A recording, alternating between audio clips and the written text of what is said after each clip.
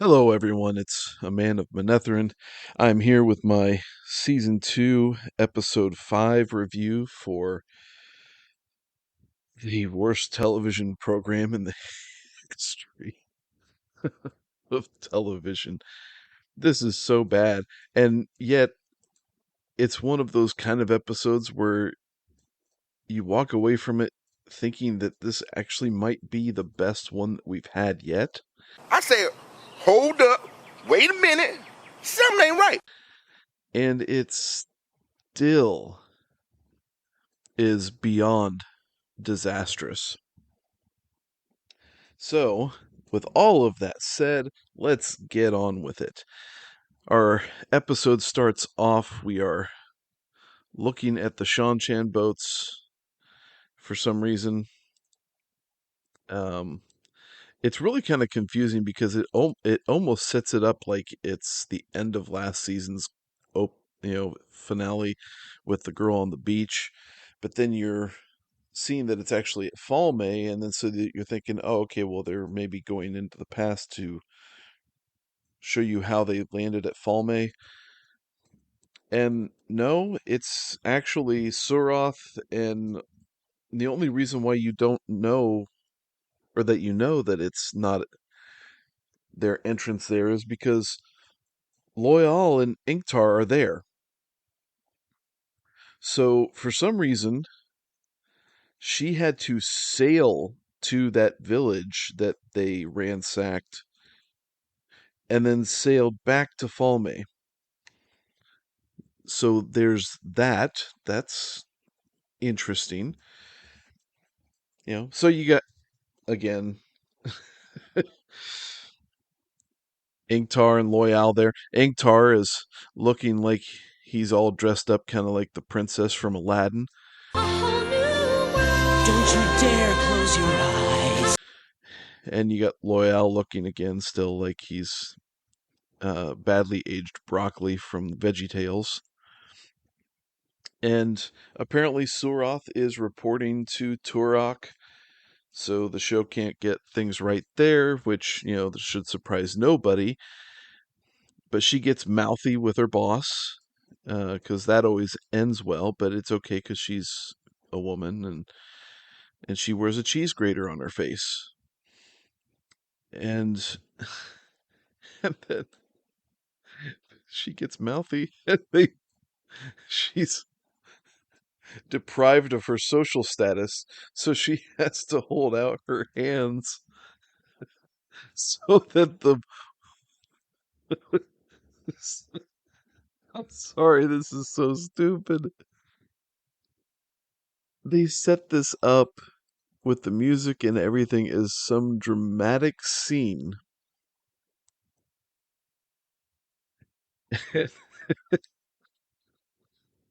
Can't help it. This is so dumb. There's no way I can do this scene with a straight face. And and you got this guy come over from the side to sword chop off her fingernails. Help! Save me, pal! Save me! Help! The sun shot. And there's a lot of flinching and dramatic tension going on with people, I guess. And again, we're supposed to take this seriously. It's amazing to me. Well, and and she actually has to look over at Ishi for permission to get her fingernails chopped off, which he nods to her. And I mean, good grief, we're this scene takes forever, and yet I feel like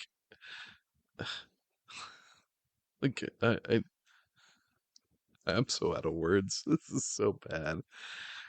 So she's dismissed, and then Ishi gets in front of him and says, "I've brought you a gift." And the gift is Padden Fane walking up like with no formality whatsoever, like he's just, king shit. And sets forth the box before Turok. Of course, Turok before this says the Horn of Valir. Like, what the hell are you talking? How do you know what the hell's in that box? Nobody's seen this for centuries. And you're like, oh, the Horn of Valir. You are beyond the pale stupid, show writers. I mean, really. You know, I know in the show it was cemented underneath a throne that you had to that the Shannarans had to pickaxe out of the throne room.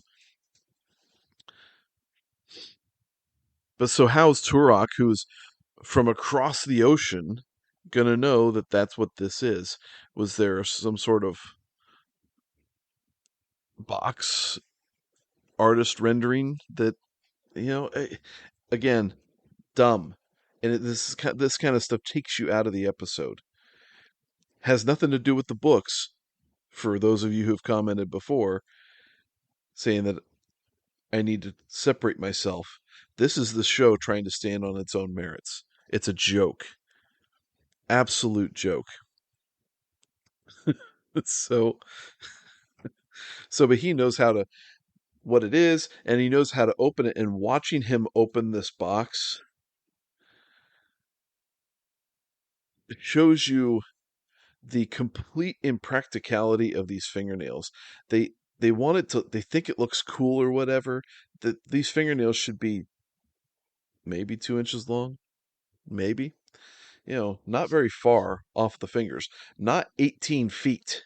You shouldn't be able to pole vault with your fingernails. And so he has to work around this to open up the box, which is really apparently really easy to open up. And then you don't see it, of course, but he's uh with this will rule the world. Ooh, gee, scary. And again, so we've got the Horn of Valir. It's been presented, it's been talked about, and once again, there's no lore behind it. You have no idea what it's going to do. I'm sure they will rush explain this in episode 8 before it's blown, so that they can say that, hey, we explained it, but wouldn't its effectiveness be a lot better achieved is if you built up the lore behind the horn and what it's supposed to do, and that it's needed for Tarmangaiden, and then it's seemingly blown early here. So then all of a sudden now you see all the heroes of the horn, and you're like, oh man, I wasn't going to expect this for a long time, but here we go. You know, there it would be a proper buildup of this thing if you sit there and built the lore. But now we've got 15,000 storylines that we want to sit there and present with all these side characters in the show. So it's going to take away time from actually developing something important for the show. Yeah, but hey, who am I? All right.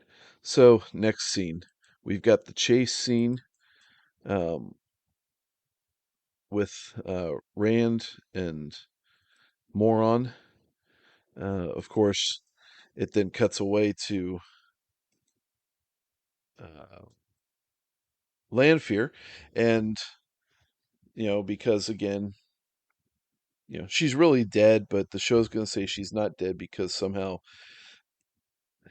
they make the chosen, the Forsaken, immortal somehow. So she heals herself. So we see all the blood draw back into her. She zips her neck back up, and has a few choice words for Moron, which I mean, hell, why wouldn't anybody have a few choice words for her? And then she's off to go and trail them. And Rand and Moron get to a stable. More insanity, more absolute stupid insanity. There's more horses than need to be there. The stable girl walks in and she's like, hey, you can't take those. And she's like, yes, we need them. And here's my signet from Tarvalon, even though I've been excommunicated, but here you go. You can talk to them about your horses. And she's like, no, no. Um, So and then Moron says, "Well, you're going to come with us." Like, okay. So there's three of the horses. Where's the fourth one going to go? If you're smart, you take it with you. But nope, Moron takes her shoulder, her dagger from off her shoulder because it needs to be mounted on the back, unlike earlier when it was at your waist. But all right. She takes the dagger and she straight up kills the horse, and the horse just falls down. There's no struggle as it bleeds out or anything. So good job there. But she straight up just kills the horse. Like, you are absolutely out of your mind. You could have told this woman, instead of this woman who's probably going to slow you down, should have said, take this horse and another horse and go a different direction than what we're going. You know, that way you're not responsible for ultimately killing her like you pretty much are. But in any case, you know, there's so much evil in Moron. I mean, she is absolutely the most evil individual in this show. And it's insane. Flat out insane. So yeah, they take off, begin this grand chase, and then Lanfear shows up at the stable, and she looks at this dead horse, and she's like, "Oh, that's clever." Yeah, that's real clever. Ooh, you say that's clever, and then this guy comes around. You literally blow this guy's head off with magic. That somehow you weaved an explosion weave around his head, and it goes kapow. And then you're like, oh, horses. Is there anything slower than a horse? Yes, walking. You, you're older than everybody else in this show, and you make a stupid statement like that, and never mind the fact that you should be able to just travel, but the show doesn't want to do that except in the case of Ishi. So yeah, you got a horse. Wah. Oh man. But yeah, so that guy's death, the horse's death, that's all attributed not to Lanfear, that's all Moron's fault. Period. Um good grief. We're 8 minutes into this show and I can't wait to get through it. We have Perrin and Elias. Now they're going to argue for a little bit. Elias is just going to tell him basically, people are not your pack. It's all about the wolves now. Except they're not wolves again; they're dogs. So all the huskies are gathering around as they argue, threatening Perrin basically, don't you get mad at our Elias or something. Perrin's like, well, we need to. You've walked us around in circles, yada yada yada. Uh, and then they go their separate ways because Perrin wants to go find his friends, and Hopper, I'm assuming it's Hopper, goes with them for some reason. Okay, interesting. All right, back to the chase. We see Lanfear. She's riding her horse awfully hard, and isn't that great? Um, and she just rides by this huge boulder, and what do you know? Rand and Moron were right behind it. Their horse is nowhere to be found, but we find that out why later.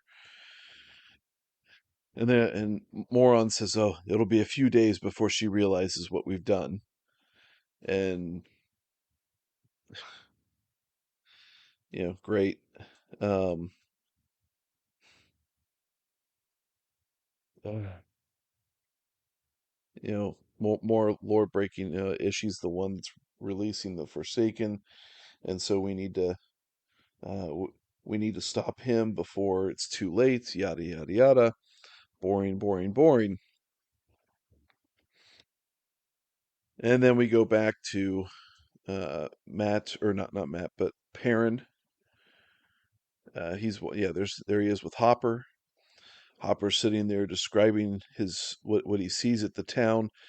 You know, Perrin doesn't want to go back to the town, but then he shows him a cage that has Uno in it. So apparently, the Shan Shan just stuck his dead body in a cage, and that forces Perrin to go back. And this gets even dumber as we go through this. But he looks at the vision, and he turns to Hopper and basically he says, "You wait here." So it's the equivalent of stay. And so Hopper stays.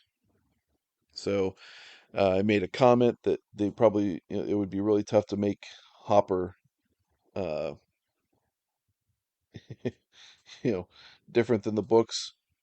Yep, they've had the ability to screw that up too. Hopper wouldn't have stayed. Um, so Perrin makes it into the town. He finds all these cages with dead people in it, except there's one cage with someone who isn't dead, who stops him from taking a hammer to the cage to open up and get Uno's body because it'll make too much noise. And lo and behold, we meet Avienda, who's quite a bit early in the storyline here, but okay. So Perrin starts walking up to her, and then Dane Bornhold shows up. He's like, "Up, don't get too close." Of course, Dane's all wrapped up in a cloak to hide his real position with the white cloaks. But he says, she's dangerous. Don't get too close. In a small cage like that, yeah, that's going to be real dangerous.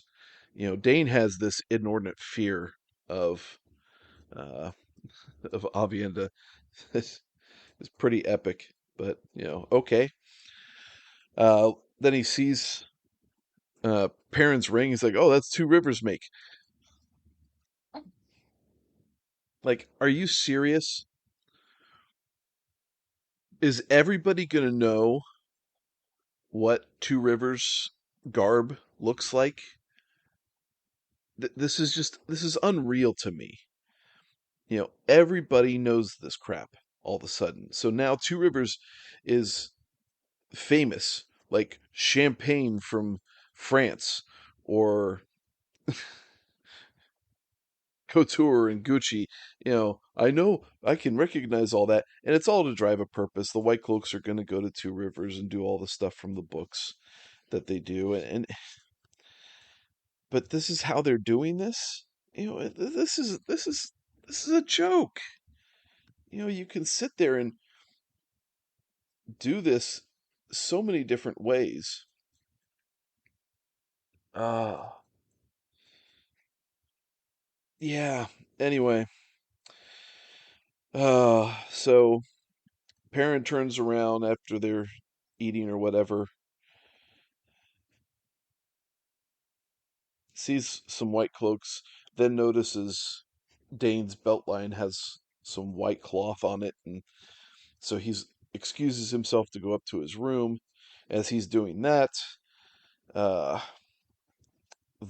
Child Valda, shows up and is lecturing Dane Bornhold, and it's pretty much a pointless scene.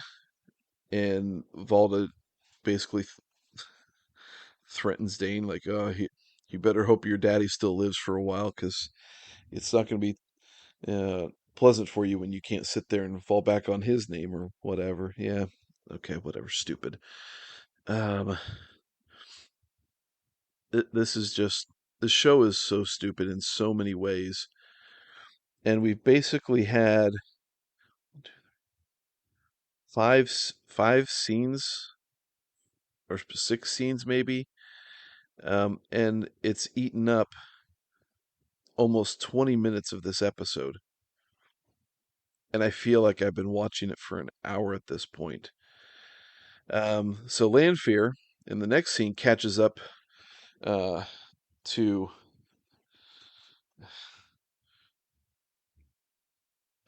to the stable girl, discount Melissa McCarthy, and has her spill the beans about where they are. So she reveals that to her. The girl says, I won't tell anybody. And Lanfear, uh, striking fear into the heart of nobody except maybe this girl, and because she's read the script.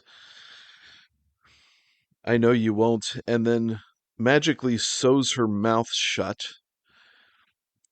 like that's supposed to get her to keep from talking, even though the girl could just go somewhere and write down what happened. You know, it's like you've had no fear whatsoever in exploding this guy's head so you could take his horse.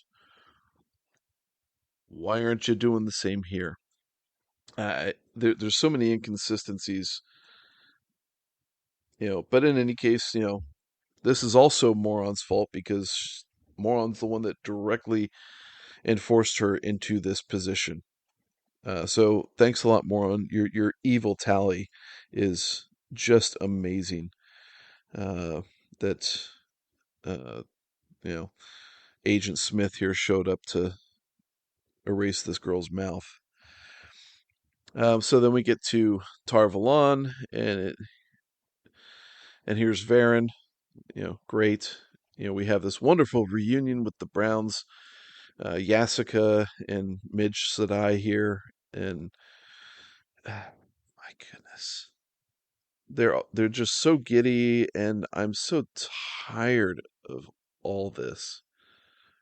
Um, this stupid stuff. And this scene just serves a purpose for her arrival to sit there and say, I would like to see these two Aes Sedai, namely Egwene and Nincompoop, who we haven't seen in this episode, and thank God so far. I mean, we will, but it's just also boring. Speaking of the girls, they're in the ways. They're all asleep.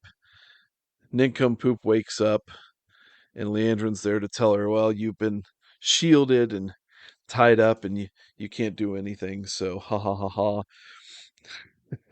And they have this discussion about turning to the dark, and Nincompoop will never do that, even though technically everybody in this show has, because they're freaking evil.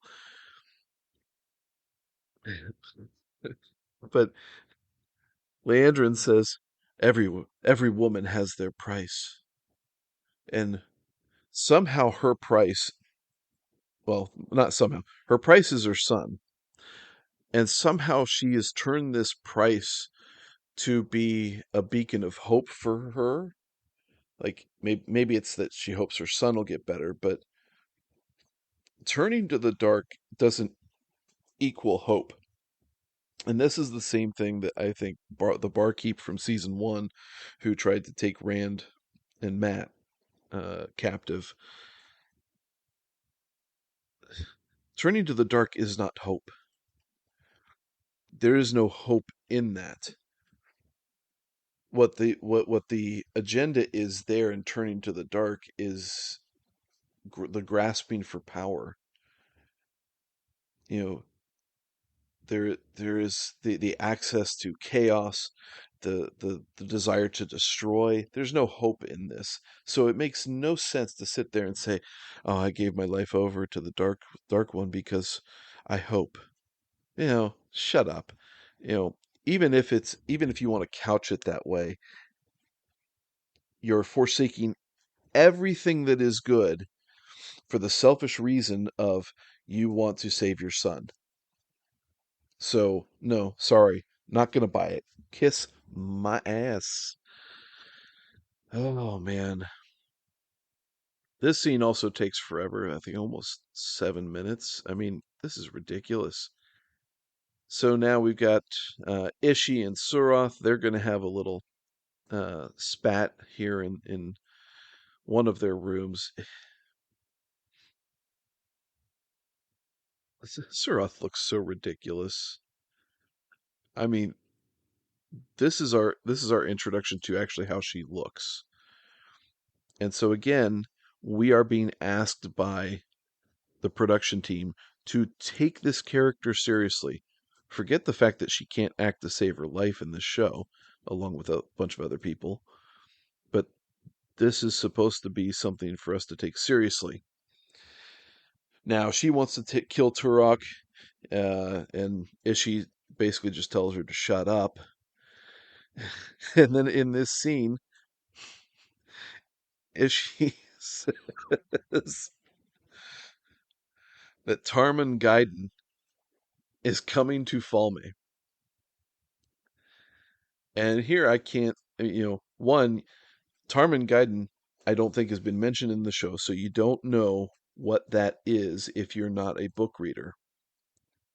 Now, if you're a book reader, you know that all the prophecy doesn't say Tarmangain goes here, it goes to Sheol Ghul.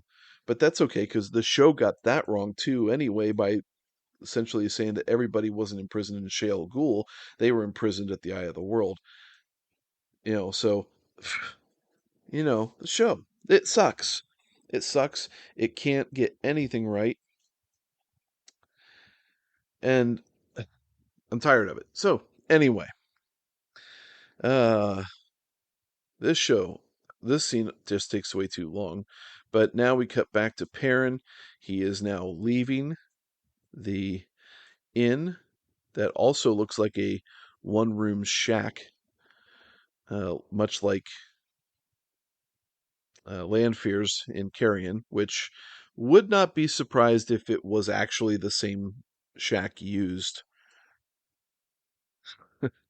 That I just thought about that. It's probably the same before they burn it down in the prior episode. That's fantastic. This show's so dumb. So he takes this little axe or hammer thing, and he pries off the lock instead of going to hammer it like he was going to do with Uno's. He pries it open with Avienda's cage and sets her free. You will notice that he pays no attention whatsoever to Uno.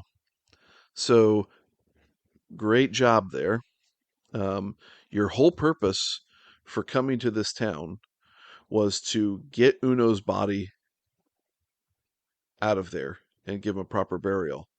And you completely ignore that in leaving. Great job, Perrin. But oh no, white cloaks surround them.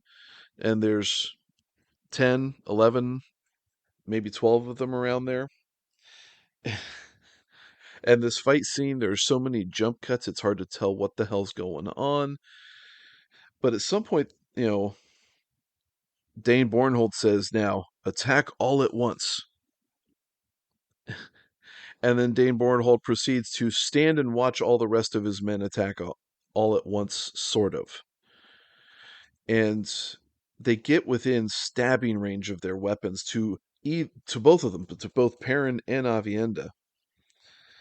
And Avienda giggles, takes both of her hands to raise her mask, which could have been another opportunity to kill her, who is a woman who's already defenseless, and now she's taken the use of both of her hands away from herself to put up her little veil. Kill her. I mean, anything. Kill Perrin. Why are you just all standing there? Because for 5, 6 seconds or whatever, Dane has already given you the order to attack, and you are all just standing there, giving her enough time to giggle and then talk about dancing the spears, and then proceeds with the one of the worst fight scenes that I've seen, and it is only improved on because it's dark and you can't see what's going on. This fight scene is horrible, and they make so many exceptions that you have this short woman in there being attacked by a bunch of men, and she's the one that leaves completely unscathed. Makes no sense. And then after they're all, taken care of by Avienda, I think one, maybe two of them might be by Perrin. I doubt it. Then Dane approaches. Dane approaches, because even though all of his men couldn't have handled her at one time, he could. So he takes his little axe and starts trying to go after her, and she easily handles him. And as she's about to kill him, Perrin stops him because he gave her water. He's keying off of the, my water's yours kind of thing. And this is supposed to, it's going to have some possible payoff for Perrin later with Dane, which it shouldn't, because Dane's going to go mad in the books and have an absolute hate boner for Perrin. But okay, so they leave. you know, it, it's just this is so horrible. But okay, so we're finally through this scene, and so now we're about at the halfway point of the episode, and then the scene jumps uh, from there to Carrion. So they're back at Carrion.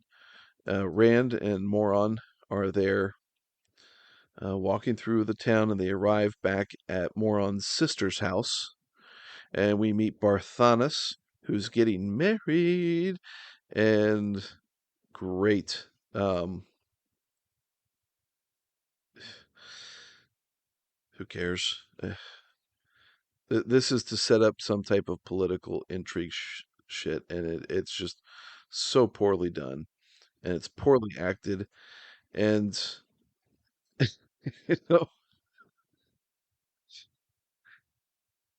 Barthanas is so happy to see his aunt, and she looks the same, and everybody else looks older, and yada yada yada. More pointless drivel talk. Um, Moron it tells at one point in this scene that tells Rand about Teleron Riode, uh, and it's a dream world. I don't know that it's explained very well, but okay. So again, we're getting another term mentioned here. We also clearly see that there is no heron mark on Rand's handle for his sword, that they had CGI'd into a post-production photo. Um, so that great job there. Oh, but they're not going to stay long. They just need to get cleaned up and get horses. Yada yada yada. Boring. Scene over after taking again way too long. We cut to another scene. It's in Sheriam's study. She's wearing that absolute monstrosity of a ring as she's writing in her folder, and in comes Varen, and they begin to have a pleasant discussion regarding the two girls, Eggy and Nincompoop. And Sheriam says, "Well, they're in class." And Varen says, "No, they're not. They're not in class. They're not doing their chores. They're not doing anything. No one's seen them." And Varen says, "Well, that's weird because they should be." And then looks in her uh, sign out sheet and sees that they've all clocked out for the day and left along with Elaine to go to Camelin for her brother's name day ceremony. Okay, because that wouldn't have happened years ago. But anyway, that's just small details, right? Um, Sheriam's obviously kind of confused about this, and it prompts them to all leave urgently to go and try and find them in the castle or in the tower, whatever. And then Yaska comes in, and she starts looking at the logbook because this is now an investigation mission. It gets old. Scene then cuts to Yasika and Varen, and Yasika's like, "Oh, my eidetic memory allows me to basically reproduce this page that I couldn't tear out, and this is what it looks like." Because this would be admissible in court. But this is how they now have proof, supposedly, of compulsion being used. This is also proof that the Black Jaw exists, which everybody knew it existed. They just never talked about it because you didn't want to admit that. You didn't want to talk about the dark things. But okay, whatever. Ugh, this show sucks so bad. Oh, and then we get to the scene. Well, so the Waygate in Palm Tree Land opens up, and here comes a very severe and hair pulled way too tight looking Leandrin with horses that now all of a sudden can go through the ways for some reason, carrying her quarry. Show's so bad. It sucks. Real bad. The girls get laid down at a tree.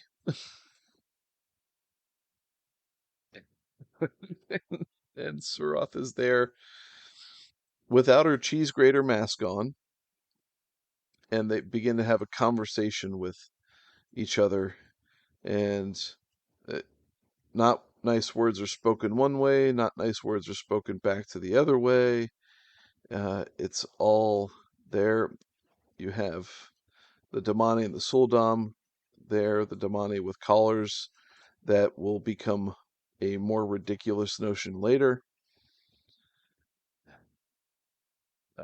This is one of the most poorly acted scenes I've ever seen, and that's really saying something because a lot of the previous episodes or scenes in this episode have been some of the most poorly acted scenes I've ever seen.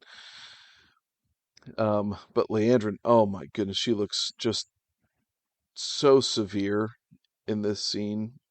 It's so sickeningly catty. And Suroth,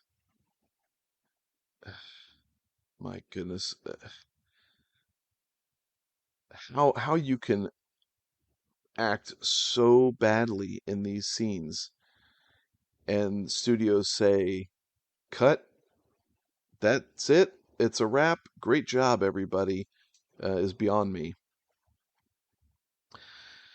But, okay, so Leandrin's sitting there, she's walking away and about to go back into the ways, and she looks back and releases the knockout juice on the girls, and then at the least sets Nynaeve's bonds on fire so that it frees her. And then, without using their hands like they've been trained, once again, they start weaving weaves. Elaine sends a fireball out into the ground in front of the soldiers that are approaching. The men flinch, the women don't, because that makes a whole lot of sense and stuff. Um, yeah. So little mini battle. Um, Egwene shields off a, a firebolt or whatever. And then I may have missed this. I don't know. I didn't see Eggy getting knocked down anywhere.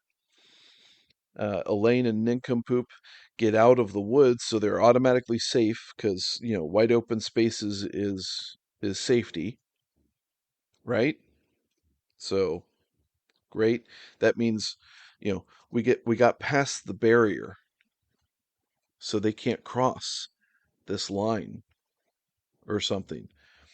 But okay, and then it cuts back and uh, Eggy is being held with air ropes.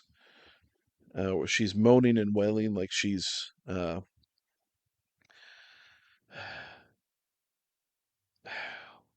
having some playtime with Rand in the inn.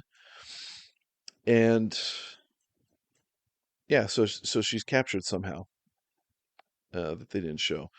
That scene's over, thank the Lord. And we have a scene now with Perrin and Avienda, and she tells him he dances the spears nicely. because she didn't get to kill all of the White Cloaks. Perrin taking care of the one, maybe two of them, impresses her. Somehow that gets made up into some sort of sex joke. Um, but Avienda says she can't leave Perrin. She has toe to him. Then she says Jai toe. Doesn't really explain it, so that's great. Um, she tells him also she's also there for the Kar al-Karn, and sort of explains that, but we've had several bits of terminology thrown our way with Telariel and Tarmon Gaidon, Jiito, Kar al-Karn, all this stuff thrown at us from the books, and still we don't have much explanation for what exactly this stuff is. I don't expect that we are going to, because we still haven't got what Taverin means. So, yeah, this stuff gets really annoying when you have these cool little things from the books that are being presented on the show that don't get any sort of treatment whatsoever. But okay, so again, we get through this scene, and Lassie's there to enjoy the company of those two. Great.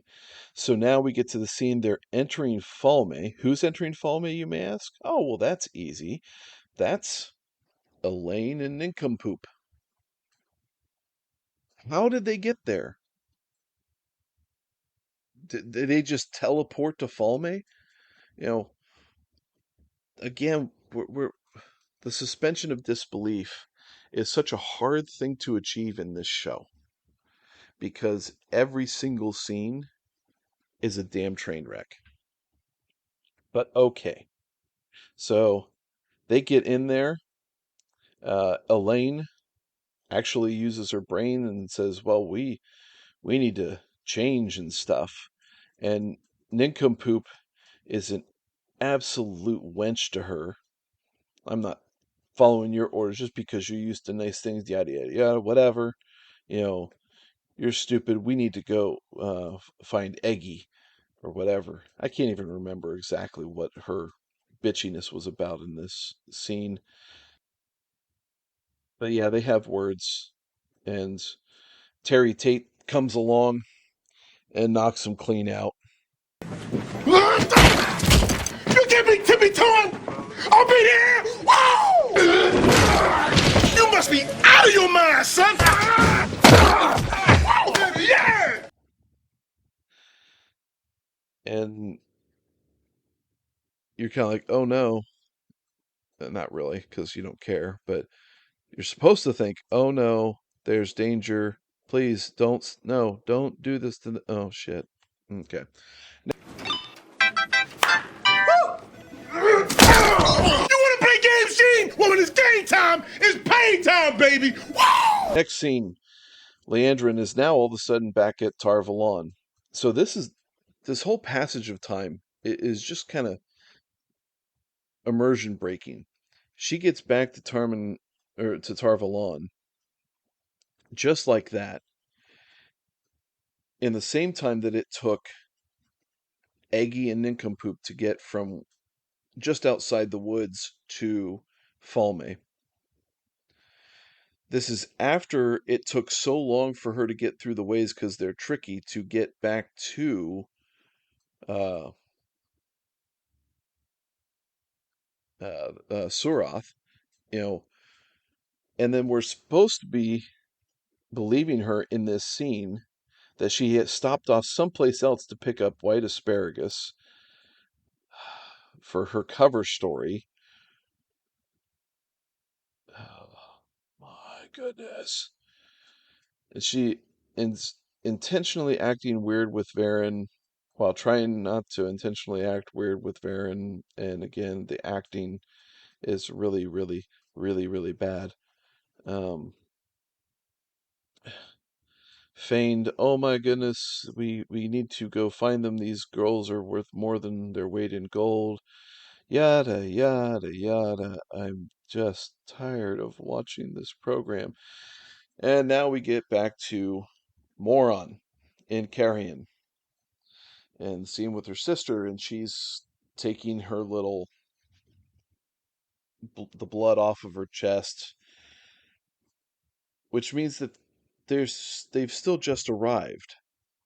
But we've had all of these scenes occur, day night scenes occur, from their introduction into her sister's house to now, that gives us the illusion of a lot more passage of time.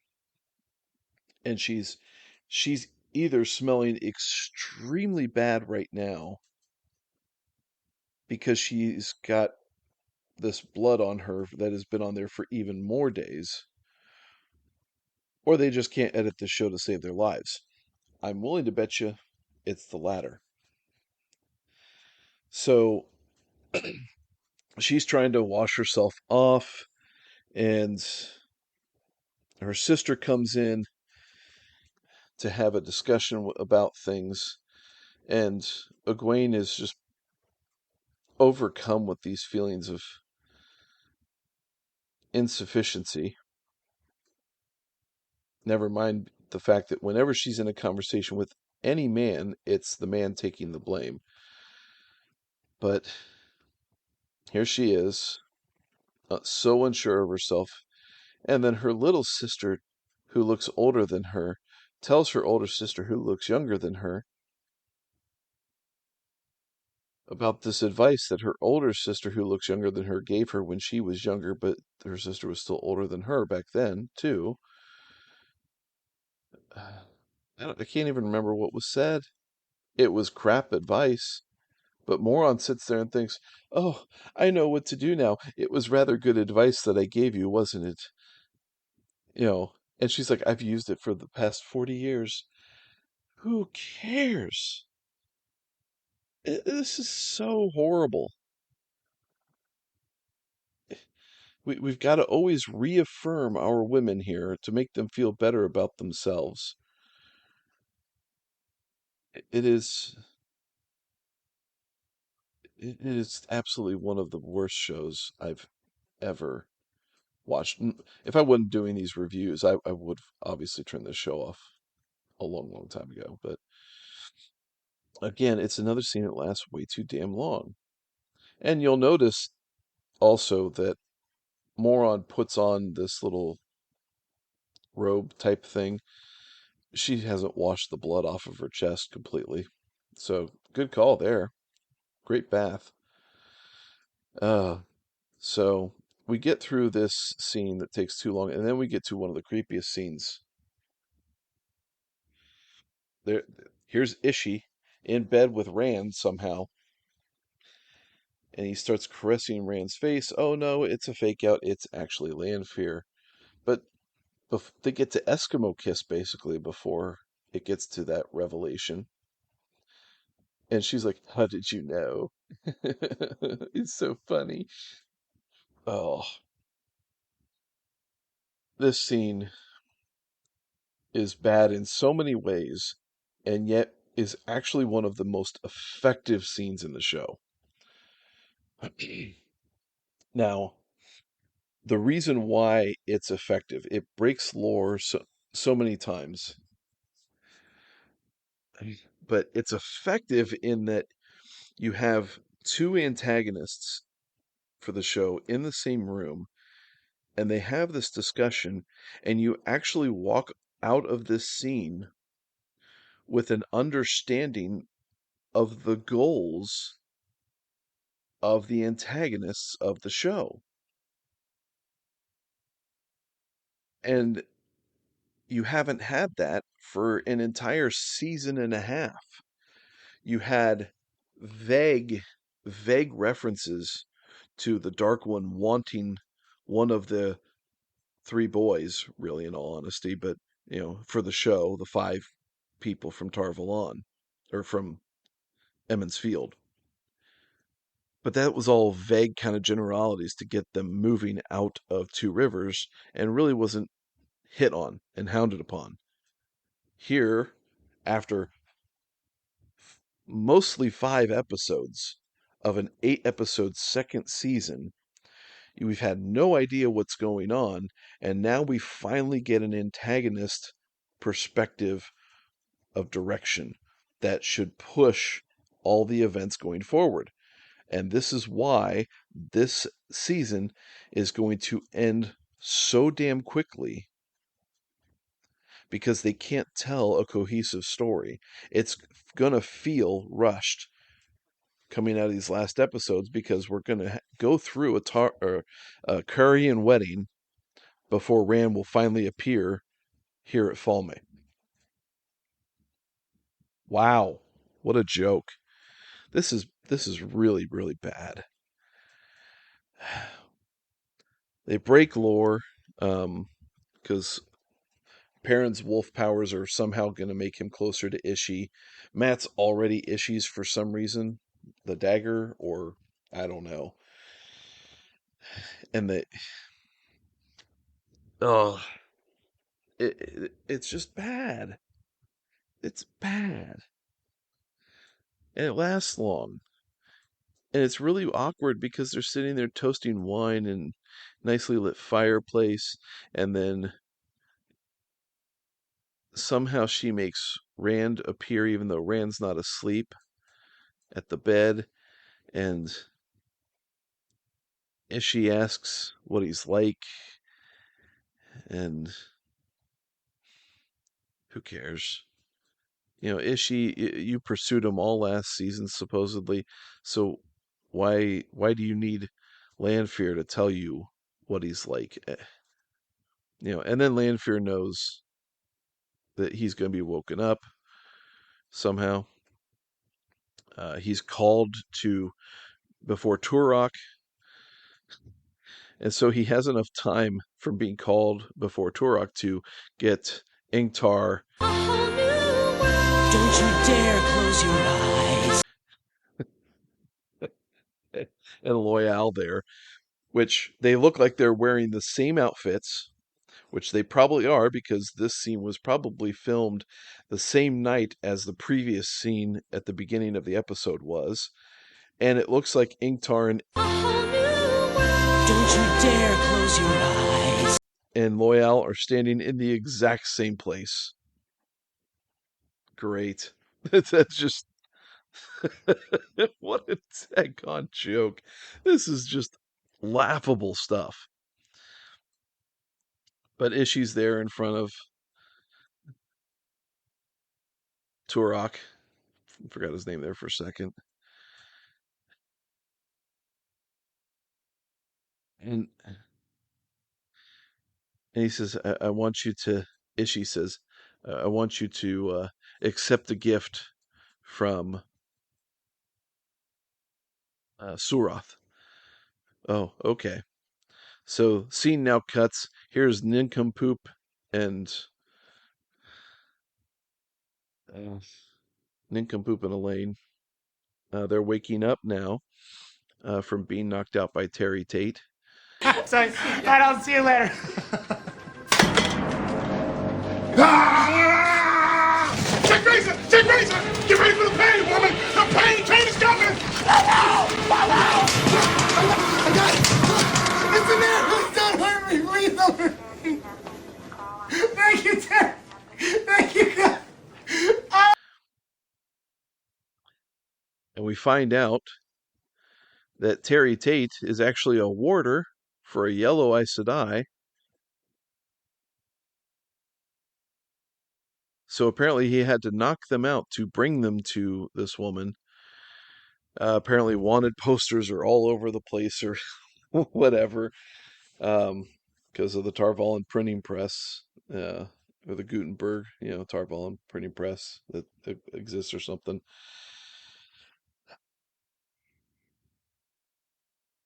So they need to take better care because everybody's looking for the two of them. And then scene cuts back now to Surath. She's now presenting Eggy to Turok. What a wonderful, wonderful scene. Short-fingered Surath is pleased with herself. Eggy's now in cornrows. for some reason as they unveil her face, and her Damane stares at her and puts a collar around her neck. Simple collar. then we, and then the collar apparently has nanotechnology in it. Why? It, it's so pointless and stupid. It should just be a simple little silver collar. But no, it makes Egwene moan and writhe in pleasure on the ground. We see this weave of spirit whip kind of behind her before they actually close a dog chain on her around her collar. You done screwed up. To make this thing a simple collar and then have it turn into some ornate thing like it's some magical Transformers bullshit. Again, show you're making yourself get laughed at. But there's Turok, also pleased with himself. Moron now interrupts a card game between Rand and Barthanas. We're going to be staying longer. And Rand's like, why? And they have this little discussion where Moron reveals this insanely stupid plan for him to go to sleep and go to the realm that she says is run by Lanfear, who's the ruler of Teleran Riod. The closer we are to danger, the further we are from harm. It's the last thing he'll expect. That is super duper cool, right? That's a great plan, Moron. To prove that you still love her? I mean, the power of feigned love is going to conquer all. Oh, this show is so dumb. So dumb. And also, she says that the reason why Lanfear is now a dark friend, or one of the chosen, was because Luz Theron Telamon broke her heart. So again, man's fault. All right, cool. Well, we knew that was going to happen. But regardless, Rand then, still in his day wear, lays down in the bed and goes to fall asleep. And he's instantly teleported to Mars, where there's Lanfear sitting in in a ridiculous throne kind of thing, in a ridiculous BDSM outfit, says finally, and the show ends. Yes, finally the episode is over. This episode, yes, probably the best one of the season, because I feel like I don't have to scrape as much horseshit off the bottom of my foot that I feel like I've been stepping in. That's where this show has gone. Uh, you know, it's a joke. I'm I'm baffled. All the lore breaking. I am so confused because I sit there and say that this is such a bad episode, and yet it's the best one we've seen from the Wheel of Time. It's the best of the 13 episodes of this show's run so far. And it's probably that way because it had the least amount of nincompoop, Eggy, and Elaine. What did you think about the episode? Leave a comment down below. Did I miss anything? What did I miss? I know I missed stuff in this episode. So anyway, those are my thoughts. I appreciate you for tuning in. Again, let me know what you think down below, and we'll see you for the next review. Chagar Navran, Taishar Manetherin.